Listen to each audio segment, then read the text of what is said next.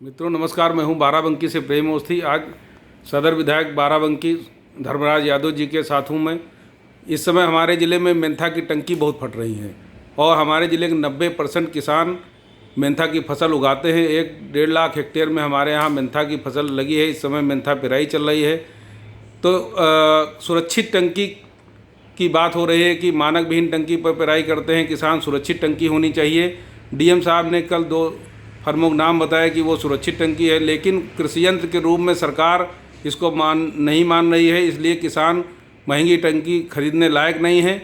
और इसी बात पर हम विधायक से चर्चा करेंगे कि विधायक जी क्या बात है कि कैसे किसानों को सस्ती टंकी सुरक्षित मिले।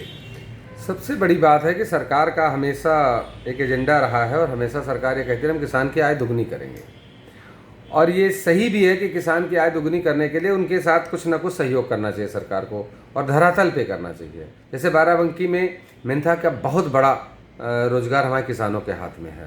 पूरे उत्तर प्रदेश में की 80% उपज यहीं बाराबंकी से मेंथा की होती है।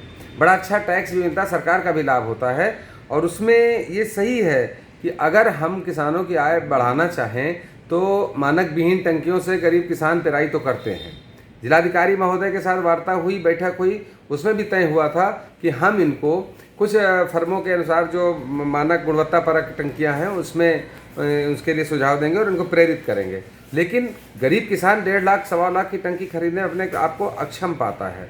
तो इसके लिए क्या करने चाहिए? वहीं पे सरकार से हमारी मांग है आपके चैनल के माध्यम से कि मेंथा की पेराई में जो इस्तेमाल होने वाली टंकी को कृषि यंत्र के रूप में सरकार मान्यता दे, और जैसे कि कृषि यंत्रों पे 50% की छूट है उसी प्रकार से 50% की छूट दे। अपने आप सारी दुर्घटनाएं रुक जाएंगी। और ये सही है कि मेंथा टंकी फट बहुत तेज़ी से रही हैं, बहुत तेज़ी से लोग जाने जा रही हैं। तो क्या करेंगे आप इसके लिए?